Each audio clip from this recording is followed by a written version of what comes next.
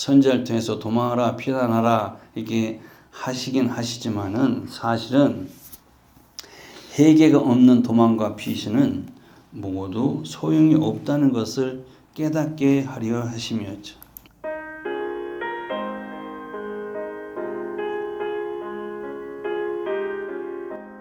하나님의 말씀은 구약성경 예레미야서 6장 27절에서 30절까지 보겠습니다.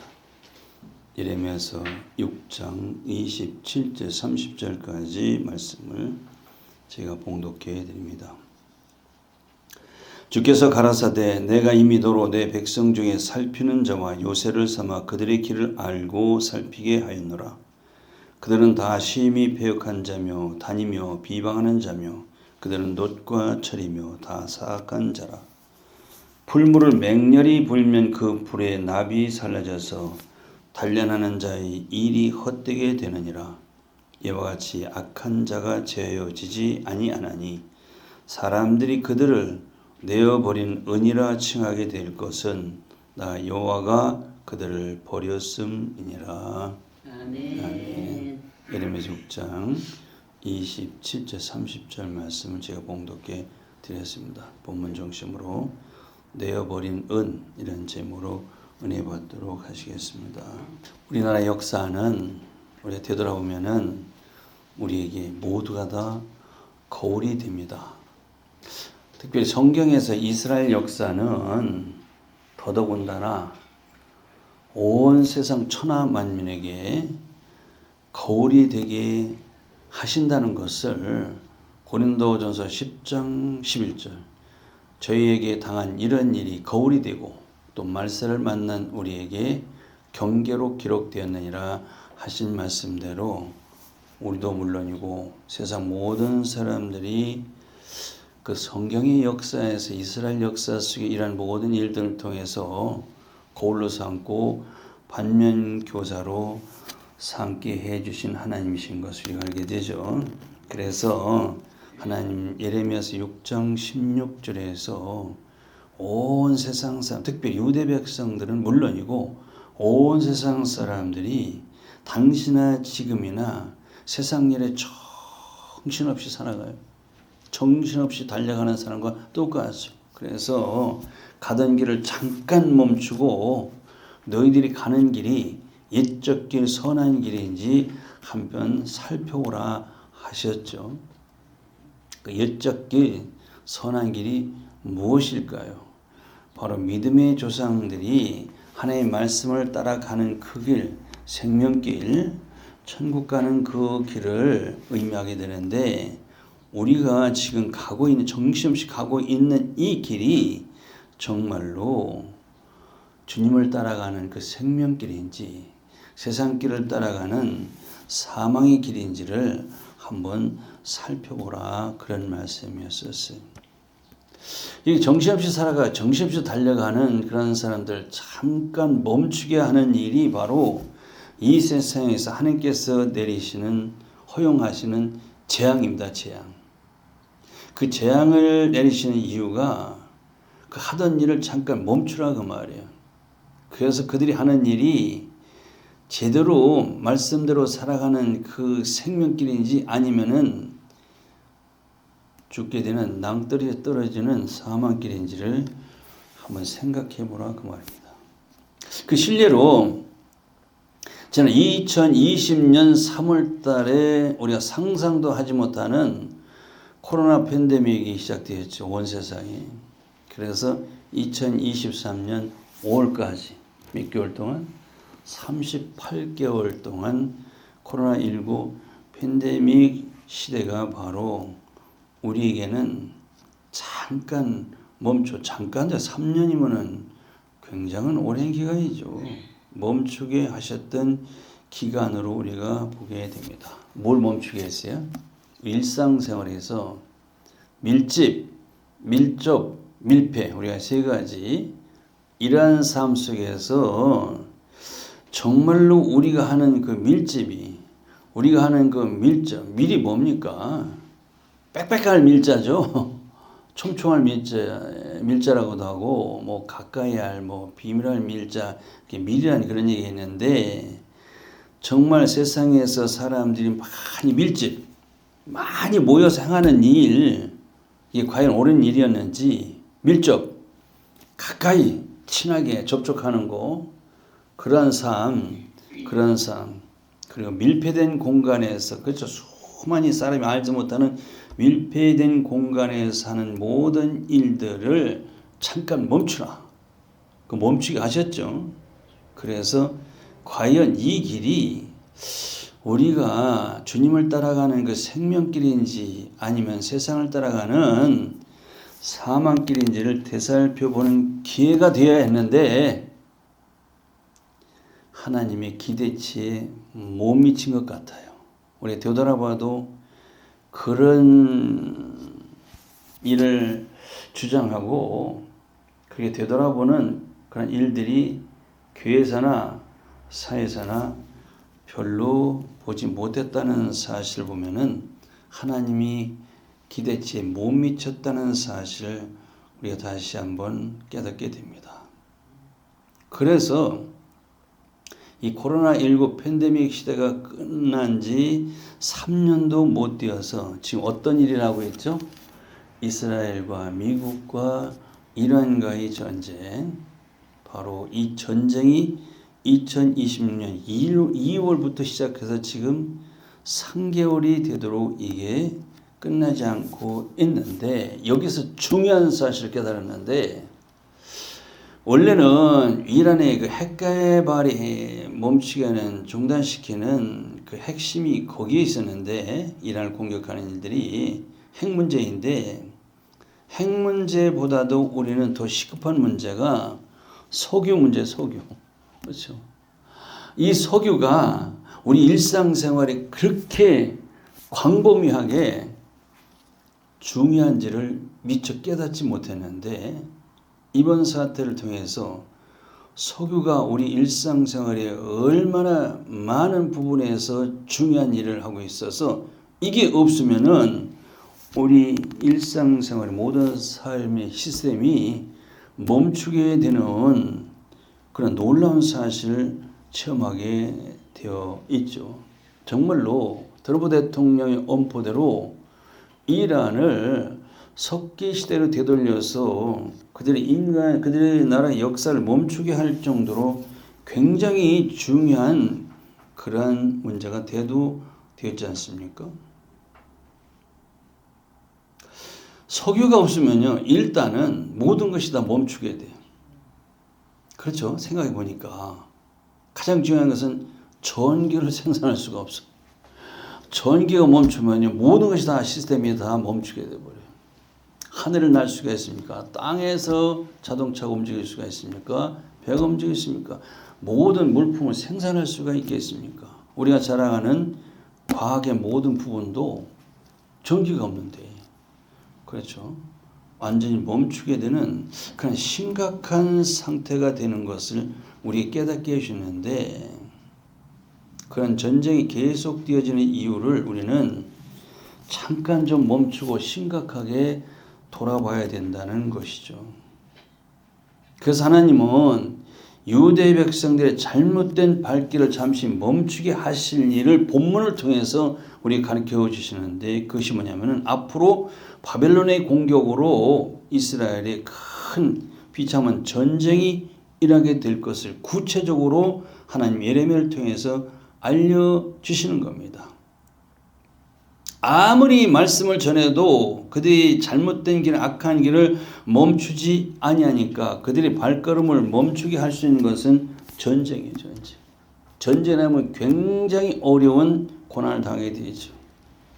그래서 그러한 가운데 그들 심령 속에는, 그들 삶 속에는 이 더러운 찌꺼기 같은 불순물을 걸러내는 회개의 기회를 주시라는 것이 하나님의 목적이었죠.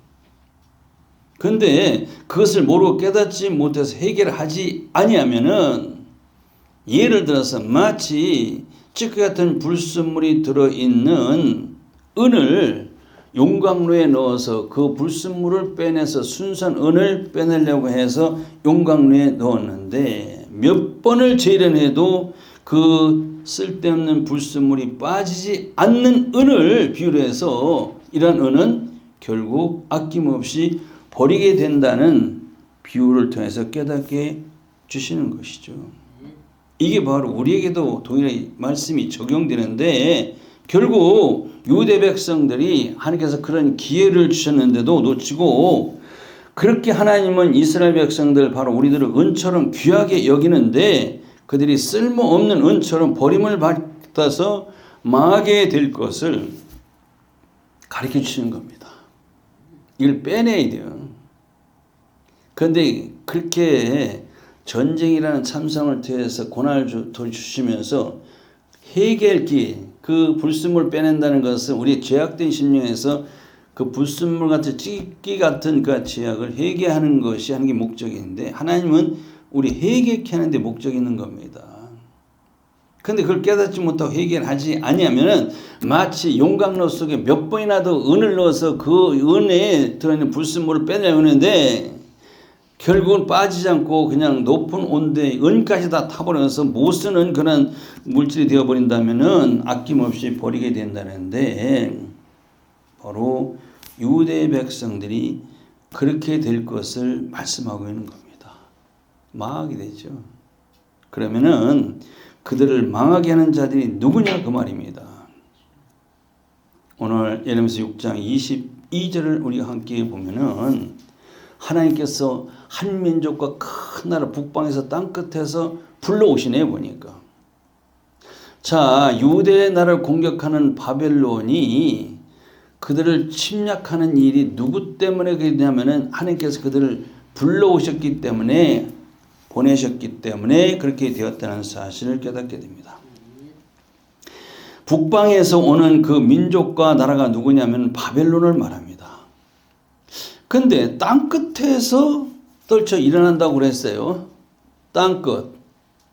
땅끝이라고 하면 우리 대개 교회에서 선교사를 보낼 때 선교를 하고 싶은 모든 사람들이 땅끝까지는 내 증인되려 하신 그 말씀을 근거로 해서 땅끝 하면은 자 대한민국에서 땅끝이 어디냐면 저쪽 반대편 아프리카 쪽, 저 남미 쪽 이런 쪽 먼데 그런 데를 땅끝이라고 하는데 그런 의미가 아니라 땅끝이란 말은 멀리서부터 이런 얘기예요.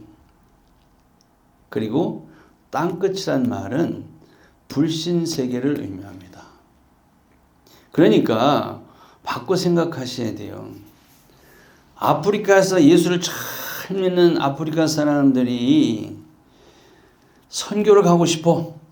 그런데 요새 저 대한민국이라는 나라가 예수를 안 믿고 불신자들이 너무 많다. 거기 가서 전하는 사명을 주셨으면은 땅끝이 대한민국 여기로 와야 될 거 아닙니까? 반대로 땅끝이라는 의미는 멀리서부터 그런 의미를 가지고 있고 그러니까 바벨론을 불신 세계에서 하나님께 그들을 불러오시게 하셨다는 것인데 그 의미가 뭐냐면은 결국 하나님의 택한 백성 성도들을 망하게 하는 게 어디로부터 오느냐 그 말이에요. 이스라엘 백성, 유대 백성, 하나님의 택한 백성 우리 성도의 상징인데 오늘날 성도들을 망하게 하는 그 세력들이 어디서부터 오느냐면은 불신 세계로부터 온다는 겁니다. 그러면은 성도, 하나님 택한 백성들 흥하게 하는 것이 어디로부터 오냐면은 믿음의 세계에서부터 온다는 것을 우리에게 알게 해주신 것이죠. 그래서 망하게 하는 불신 세력을 누가 보내느냐? 사단 마귀가 보내지 이렇게 우리는 쉽게 얘기할 수 있는데 아니 오늘 본문에 보니까 유대 백성들을 망하게 하는 이 불신 세력들 사단 마귀 같은 바벨론을 누가 보내시냐면 하나님께서 보내셨다는데 그래서 예레미야서를 보면은 유대를 공격하는 바벨론의 군대를 하나님께서 보내셨다는 그 증거가 있어요. 왜냐면은 바벨론은 예루살렘에서부터 1000km 우리식으로 2500리끼나 되는 먼 곳이에요. 2500리끼나 떨어진 먼 나라에 있는 바벨론이 왜 유대를 치러 오느냐 그 말이죠. 올 이유가 없죠. 가까이 있는 나라를 치셔야 되는데. 그리고 그 먼 거리를 달려온 이 바벨론 군사들이 전혀 지치지도 않고 그 뜨거운 총에도 그냥 공격하고 밤에도 그냥 공격하는 그런 용맹을 누가 하셨냐? 하나님께서 그들에게 주셨기 때문에 그게 우연이 아니라 바벨론을 하나님께서 불러드시고 보내셨구나. 그것을 우리도 이제 다 알게 되었지 않습니까? 그런데 이런 일을 모르는 거짓 선자들 당시 이 시대도 마찬가지지만은 참 선자 예레미야가 그렇게 바벨론이 쳐들어올 것을 자세히 알려주었어요. 그리고 그들이 깨닫게 하려고 했는데도 그들이 말하기를 믿질 않아요. 바벨론이 여기서 2500리 길 그 먼 데 있는 나라가 여기를 올 리가 없다 그 말이에요. 왜 쳐들어오냐 그 말이죠. 그리고 그들이 설사 온다 할지라도 그 2500리 길을 달려오는 그 바벨론 군사들은 지쳐가지고 여기 왔을 때는 힘이 없어서 우리가 얼마든지 이길 수 있다. 걱정하지 마라. 염려하지 마라. 괜찮다. 괜찮다. 장담하면서 예레미야가 하는 말은 다 바람이다 그랬어. 허풍이다. 거짓말이니 믿지 말라. 염려하지 말라. 평강이다. 평강이다. 거짓말을 했다는 겁니다. 이 하나님의 말씀이 무지하면은요, 내가 하고 싶어서 그런 것이 아니라 나도 모르게 거짓말을 하게 되는 자가 됩니다. 이걸 명심해야 돼요. 그래서 계시록 21장 8절에 보면은 둘째 사망에 떨어지는 불과 유황에 떨어지는 지옥에 갈 사람들 8부류가 나와요. 거기 보면은 두려워하는 자, 믿지 아니하는 자, 흉악한 자, 살인자, 행음자, 술객들, 우상숭배자, 그리고 거짓말하는 자가 거기 하나 들어있어요. 지옥에 떨어지는 자 8부류 중에서 거짓말하는 자가 거기에 들어있다. 예수 믿어가면서도 우리 거짓말 많이 하죠. 솔직히 많이 합니다. 그럼 우리 전부 다 지옥에 떨어지냐? 그런 얘기가 아니라 이 지옥에 떨어진 거짓말하는 자가 누구냐면은 예레미야 6장 14절에서 하나님 말씀하신 내 백성의 상처를 심상히 고쳐주면서 평강이다 평강이다 하는 자들이 바로 거짓말하는 자들이에요. 그렇죠. 말기암에 걸린 환자를 의사가 보더니 이거 별거 아닌데 이거 하나의 종기인데 진통제하고 항생제만 며칠만 먹으면 낫겠네요. 그 돌려보내는 자 거짓말하는 자 아니에요? 이게 바로 대수롭지 않게 고쳐줬다. 심상히 고쳐줬다. 그런 얘기예요. 이스라엘 백성들은 정말 말기암과 같이 이제는 도저히 스스로는 고칠 수 없는 아주 중병에 걸린 죄악이 빠진 자들인데 이 거짓 선지자들이 그렇게 평강이다 평강이다 이 시대 똑같아요. 주의종들이 맨날 축복이다 축복이다 지금 이 시대에 그렇게 하는 것과 똑같이 다 거짓말은 자들이 된다는 겁니다. 이렇게 심상히 고쳐주는 자들 가만히 보면은요 굉장히 만사가 태평이야. 그리고 여유가 많아. 차별금지법이 통과되면 이런 얘기 하면 안 됩니다. 무슨 얘기냐면은 이 절에 사찰에 스님들을 보면은 굉장히 태평스럽고 여유가 있어 보여요. 그죠? 굉장히 시간이 있어 보입니다. 그리고 흔히 이 세상에서 거지는 무엇이 많으냐면은 시간이 많다고 그래요. 거지는. 그렇죠? 흔히 그렇게 말합니다. 자, 불교계에서 유명한 돌아가신 분인데 성철 스님이 자칭 자기를 거지 스님이라고 그랬어요. 그래서 그가 죽기 전에 열반송을 우리가 알고 있는데 그가 스스로 고백한 열반송인데 뭐라고 했냐면은 생평기왕 남녀군하니 그랬어요. 그게 무슨 얘기냐면은 내가 일평생 동안 거짓 것을 수많은 남녀에게 가르쳐서 그들을 미치게 했다. 그 얘기예요. 그 죄가 거짓 것을 가르친 죄가 하늘에 미쳐서 내가 산채로 지옥 유황불에 떨어진다는 그런 유명한 열반성 아시지 않습니까? 그게 고백이었죠. 거짓말하는 자들. 바로 그 얘기입니다. 그 실제로 자기가 시인을 했어요. 근데 이 하나님 말씀을 제대로 전하는 목사님은 굉장히 바빠요. 여유가 없습니다. 왜냐하면은 계속 말씀을 연구해야 돼요.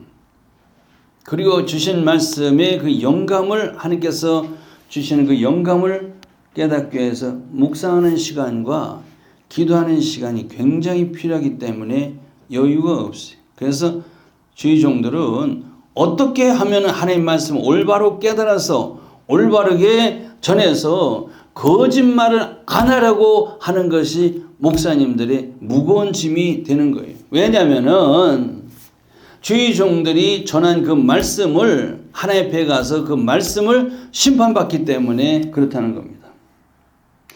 이제 유대를 치는 바벨론이 어떤 나라인 것을 자세히 가르쳐 주는데 그 바벨론 군사들은 굉장히 잔인하다고 말해요. 굉장히 무시무시하고 잔인하고 자비가 없는 군대들이라는 그 소문을 24절에 유대 백성들이 들었어요. 지금 바벨론 공격해 오는데 그 바벨론 군사들은 인정사정도 없이 굉장히 잔인하고 무자비해서 다 죽인다고 하더라. 그런 소식을 들었을 때 유대 백성들이 손이 약해졌다 그랬어요. 그리고 아픔이 해산하는 여인 같도다 그랬어요. 그 소문을 들은 유대 백성들이 손이 약해진다는 것은 손에 맥이 풀렸다 그런 얘기예요. 아주 힘이 쫙 빠져서 싸울 힘이 없어졌다는 것이죠.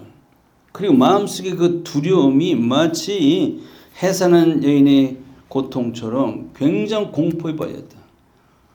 임신해서 해산한 여인이 그때 그 공포가 죽느냐 사느냐 굉장히 무서운 공포라고 했지 않습니까? 그런 공포에 빠지게 되는데 이대로 말하면은 정말로 공황장애와 같은 증상이 되었다 그 말이죠. 그렇게 되는 것도 하나님께 그렇게 하셨다는 겁니다.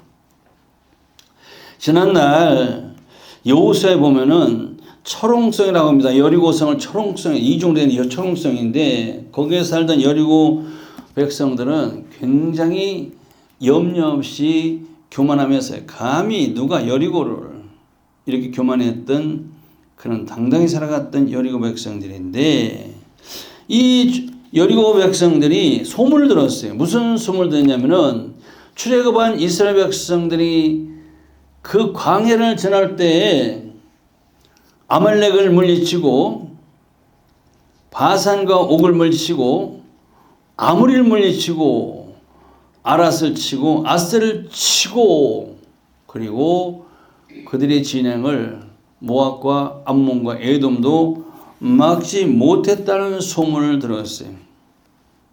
더군다나 여리고 코앞에 있는 요단강을 그들이 건넜는데 그때가 바로 모맥을 거두는 시기에 요단강이 쫙 흘러 넘치는데 그들이 하나님께서 그 요단강을 가르치고 마른 땅같이 그들이 건너와서 여리고를 친다는 그 소문을 들었을 때 여호수아서 2장 11절에 그들이 뭐라고 하십니까? 우리가 듣자 곧 마음이 녹았고 너희 연구로 사람이 정신을 잃어나니 해서 완전히 초죽음이 되게 하신 분이 바로 하나님이시라 그 말이죠.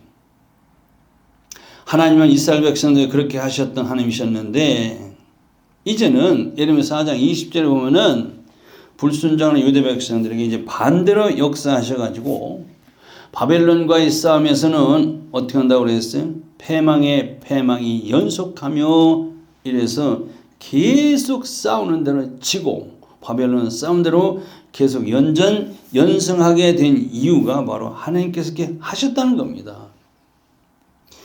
그래서 하나님이 그들과 함께 하실 때는 그들에게 뭐라고 하셨냐면은 항상 너희는 두려워 말라 내가 너와 함께 함이니 너희는 담대해서 올라가서 싸우라 하셨던 하나님이신데 이제는 예레미야 6장 25절을 보니까 너희는 밭에도 나가지 말고 길에도 행하지 말고 사방에 두려움이 있음이라 이렇게 말씀하셨네요. 보니까 사방에 두려움이란 무슨 얘기냐면은 우리말로 사면초가에 빠졌다. 바벨론 군사들이 다 사방으로 에워싸가지고 사면초가에 빠져서 마치 우리 식으로 도가내든 쥐가 되었으니까 도망도 할 수도 없다.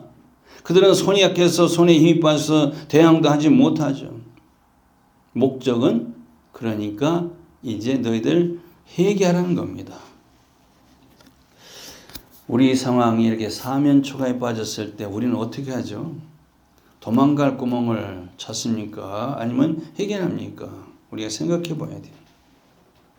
그래서 하나님은 선지자를 통해서 도망하라, 피난하라 이렇게 하시긴 하시지만은 사실은 회개가 없는 도망과 피신은 모두 소용이 없다는 것을 깨닫게 하려 하심이었죠.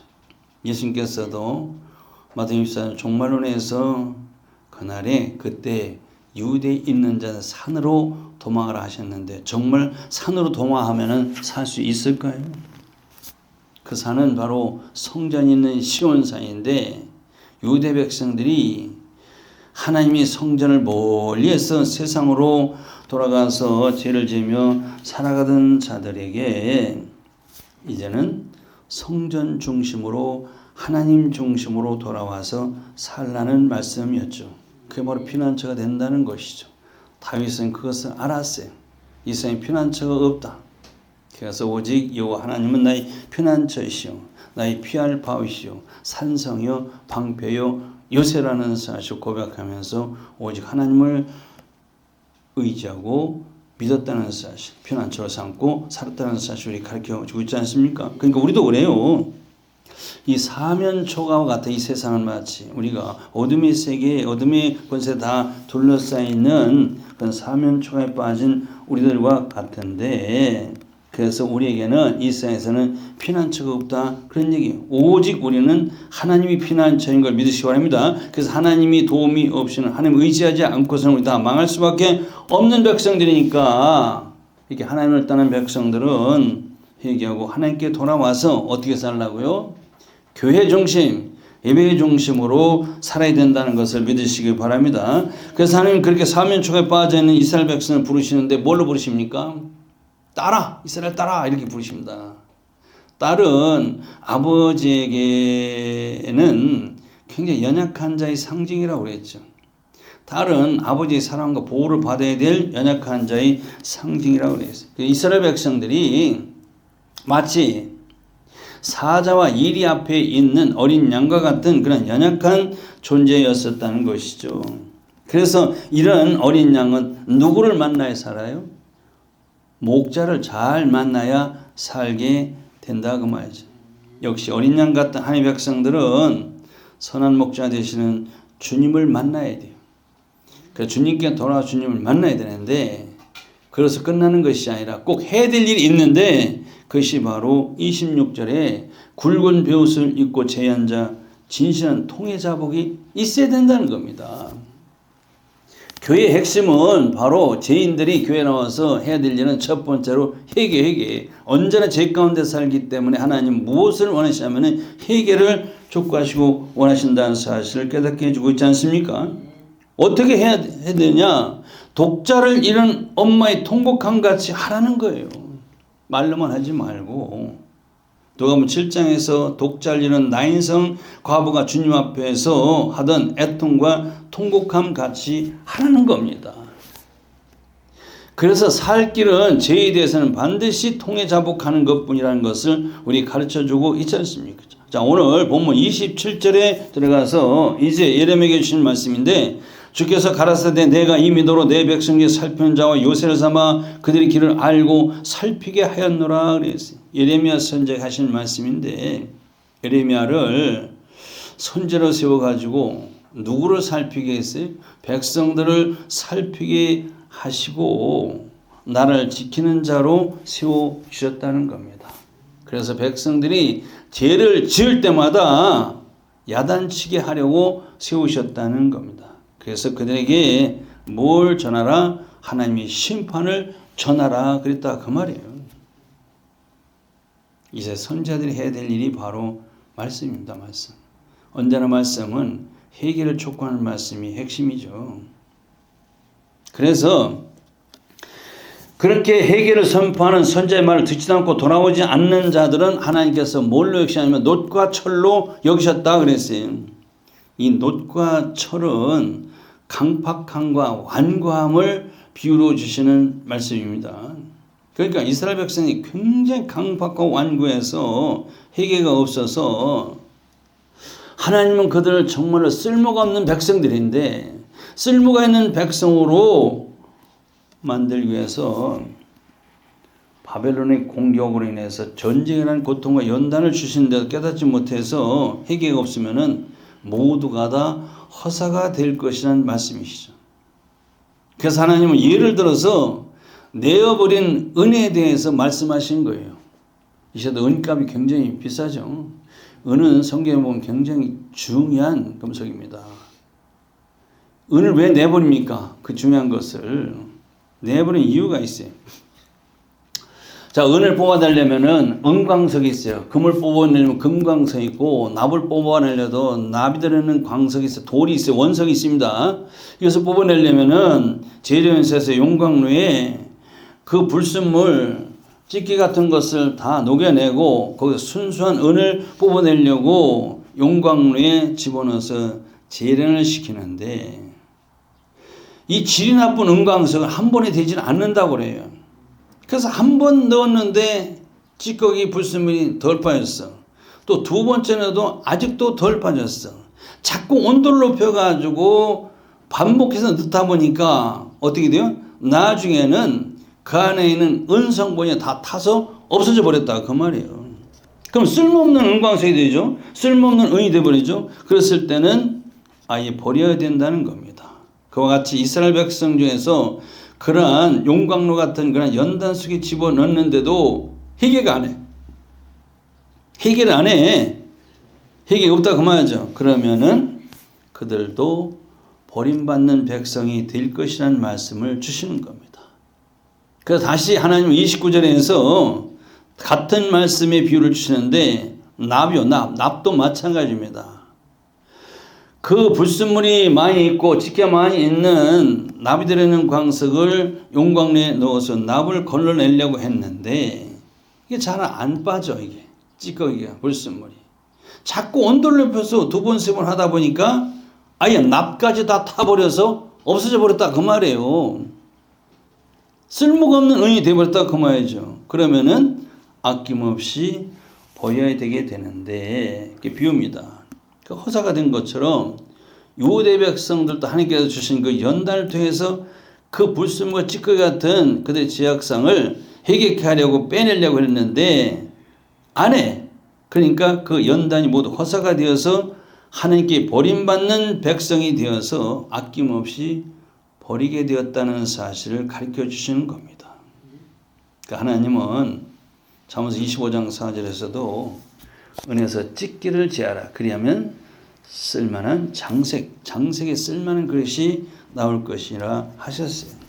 반드시 불순물 찌꺼기 섞여 있는 은 납 속에서는 이것을 반드시 뽑아내야 그 은이 쓸모가 있고 납이 쓸모가 있게 돼서 아주 귀하게 쓰임받게 되는데 이게 안 빠지면은 쓸모가 없어서 버려야 된다는 말씀인데 하나님께서 그렇게 말씀을 주셔도 회개가 없는 백성들은 결국 그와 같이 될 수밖에 없다는 사실을 가르쳐주고 있습니다. 자, 선지자의 사명은 하나님께서 살피는 자 요새로 삼으시기 위함이라고 그랬어요. 선지자는 하나님의 말씀을 받고 다가올 미래를 미리 아는 자들이죠. 이것을 전하는 자들이 선지자들입니다. 이제 주의종들과 우리 성도들이 이 하나님의 말씀을 계속 봤죠. 듣죠. 알고 깨달아서 어떻게 되겠어요? 선지자의 사명으로 살아가는 것입니다. 그래서 나라를 지키는 마병과 기병이 되라는 겁니다. 그래서 나라를 지키는 자가 되라 그 말이에요. 늘 나라를 살피고 요새가 되어서 나라를 지키는 그런 선지자의 사명으로 살아가야 될 것을 가르쳐 주신 것입니다. 말씀을 정리해요. 코로나19 팬데믹 시대 이후에 하나님 또다시 이 세상에 전쟁을 통해서 굉장한 연단과 고난을 우리에게 주시는 것도 잠시 정신없이 살아가는 일상 사람들에게 발걸음을 잠시 멈추고 하나님께서 주신 이 말씀을 심각하게 생각해서 이제 닥쳐오는 앞으로 상상할 수 없는 재앙이 또 닥치게 될 것이죠. 그럴 때마다 하나님은 내 안에 있는 이 찢기 같은 불순물을 걸레는 기회로 삼으라는 겁니다. 이게 중요하죠. 그래서 빼내는 겁니다. 그래야 하나님께 버림받지 않고 은과 같이 귀하게 쓰임받는 우리가 된다는 겁니다. 그렇지 않으면 유대 백성들처럼 하나님께 버림받은 은이라 이렇게 세상 사람 다른 사람들한테 비난을 받게 되는 그런 수모를 당하게 되는데, 우리가 그런 세상 사람들한테 저들은 예수 믿는다고 하더니 하나님께 버림받은 자들이라는 비난을 받아서는 안 된다는 사실을 말씀을 통해서 꼭 깨달으시고 하나님께 귀하게 들으심 받는 순은과 같은 그런 우리가 되어야 될 줄로 믿습니다. 기도하시겠습니다. 살아계신 아버지 하나님, 내어버린 은혜에 대한 말씀 우리가 깨닫게 된 것을 감사합니다. 우리는 정말 하나님께서 귀하게 쓰시고자 하는 은과 같은 귀한 존재들인데, 살아가면서 내 안에 계속 찢기 같은 불순물들이 내 안에 섞여 들어오게 되는데, 어려울 때 고난당할 때 그것을 빼내라는 하나님의 기회를 우리가 깨닫게 되었고, 그것을 빼내서 버림받지 않고 함께 귀하게 들으심 받는 그런 우리 모든 성도들이 되게 하여 주옵소서. 예수 그리스도로 기도합니다. 아멘.